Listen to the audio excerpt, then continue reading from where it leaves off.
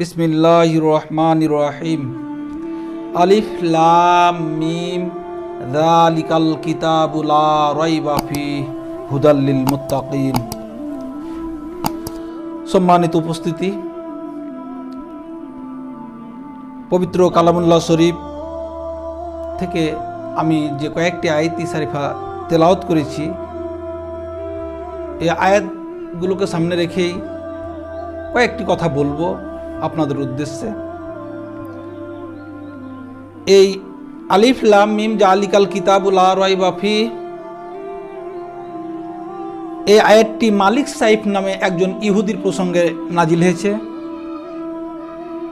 এই ইহুদি যখন কোরআনের আয়াতগুলো নাজিল হতে আরম্ভ করলো, যখন এই আয়াতগুলোর উপর আলোচনা শুরু করলো, এই আয়াতগুলোর উপর যখন নব্য মুসলমানরা মুসলিমেরা যখন আমল শুরু করলো, ঝুঁকে পড়লো, তখন এই মালিক সাইফ নামক ইহুদি মানুষদের মাঝে বিভ্রান্তিকর তথ্য দিতে আরম্ভ করলো, বিভ্রান্তি করে কথা ছড়াইতে আরম্ভ করলো যে এই সেই কোরআন নয়, এই সেই কিতাব নয় যা পূর্ববর্তী কিতাবে আল্লাহ তাআলা শুভ সংবাদ দিয়েছে, এটা মুহাম্মদের একটা বানানো কিতাব। আল্লাহ পাক রব্বুল ইজ্জত এই তার কথার বিভ্রান্তিকর কথার প্রতিবাদ করে এই আয়াত নাজিল করে সেটাকে প্রত্যাখ্যান করলেন। নবী করিম সাল্লাল্লাহু আলাইহি সাল্লাম এমন একটা মুহূর্তে এই পৃথিবীতে নাজিল হয়েছিলেন যখন এই যুবক থেকে শুরু করে আইয়ামে জাহিলিয়া যখন চলছিল, আইন বলতে কোনো জিনিস ছিল না, যখন মানুষের কোনো হিতাহিত জ্ঞান ছিল না, যখন মানুষ সঠিক পথের উপর ছিল না, এক কথায় জোর যার মুল্লুক তার, এরকম অবস্থা চলছিল, মনে যা চাই তা করব, এই অবস্থা যখন চলছিল, ঠিক এই মুহূর্তে আমাদের শেষ নবী আখিরি জামানার পয়গম্বর হযরত মুহাম্মদ মুস্তাফা সাল্লাল্লাহু আলাইহি সাল্লামের আগমন ঘটলেন মক্কার মাটিতে। যারা এই পথ হারা ছিল, আল্লাহ পাক রব্বুল ইজ্জতের নির্দেশ ক্রমে রাসূলুল্লাহ সাল্লাল্লাহু আলাইহি সাল্লাম এই যুবকদেরকে, সর্বপ্রথম যুবকদেরকে এই কোরআনের দিকে, আল্লাহর পথে আসার জন্য আহ্বান করতে আরম্ভ করলেন। এই কথা যখন মক্কার অলিতে গলিতে যখন বেজে গেল, সেই আবু জেহেল, আবু লাহাব, উতবা সাইবার কানে যখন চলে গেল, তখন তারা বুঝতে পারলো যে আমাদের আর নেতৃত্ব থাকবে না, এ মক্কার মাটিতে আমাদের আর কোনো নেতৃত্ব থাকবে না। মুহাম্মদের যেভাবে তাদেরকে বুঝাইতে আরম্ভ করেছে, যুবকদেরকে আকৃষ্ট করতে আরম্ভ করেছে, আমাদের আর কোনো নেতৃত্ব থাকবে না।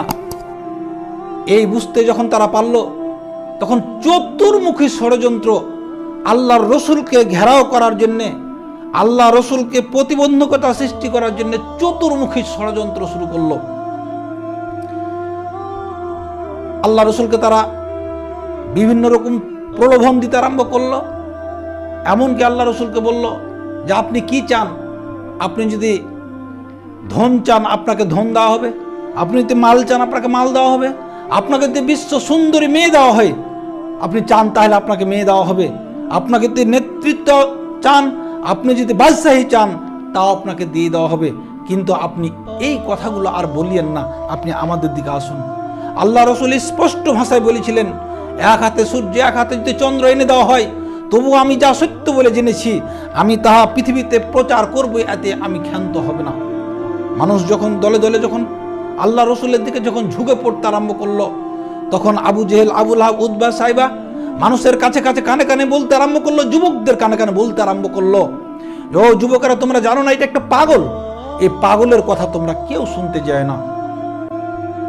মানুষ মনে করলো যে যাকে বলা হয় আবু জেহেল অর্থাৎ আবুল হাকাম, যাকে বলা হয় আবুল হাকাম জ্ঞানের পিতা, একজন জ্ঞানের পিতা হয়ে কেন একজন পাগলের কথা শুনতে নিষেধ করছে? এই আবার কোন ধরনের পাগল? এই পাগল কি আমরা দেখব?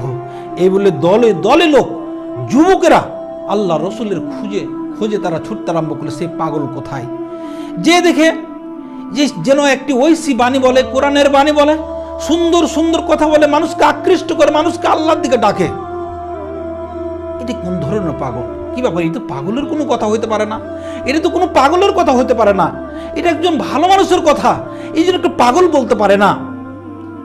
মানুষ তার কথা শুনে, জনাবে মুহাম্মদ রাসূলুল্লাহ সাল্লাল্লাহু আলাইহি সাল্লামের কথা শুনে আকৃষ্ট হয়ে তারা আল্লাহর রসুলের দিকে দলে দলে আসতে আরম্ভ করলো।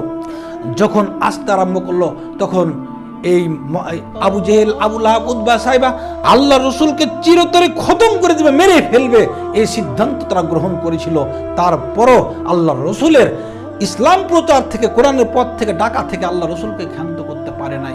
সম্মানিত উপস্থিতি, সম্মানিত আমার ভাই ও বোনেরা, আপনারা আজকেও যারা কোরআনের দিকে ডাকবে, আল্লাহর দিকে যারা ডাকবে, তারাও যখন ডাকবে তখন এই একটা তাদের উপর একটা নির্যাতনের স্টিমুলার নেমে আসবে।